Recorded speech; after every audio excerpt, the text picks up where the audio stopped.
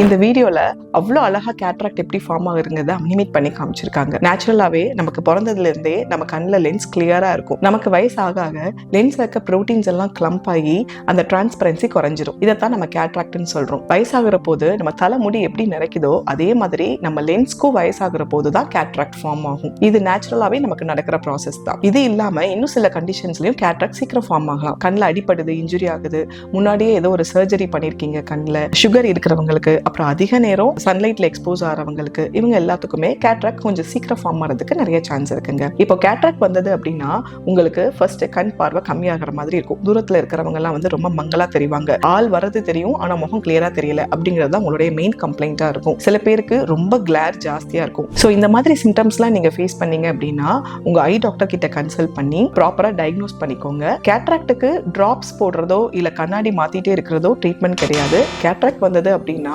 Surgery பண்றது ஒண்ணுதான் இதுக்குரிய ட்ரீட்மெண்ட். சர்ஜரி பண்ணி அந்த கேட்ராக்ட் இருக்கிற லென்ஸை ரிமூவ் பண்ணிட்டு வேற ஒரு லென்ஸை பொருத்திடுவோம். இதுல மேற்கொண்டு ஏதாவது டவுட்ஸ் இருந்தது அப்படின்னா எனக்கு கமெண்ட் பண்ணுங்க.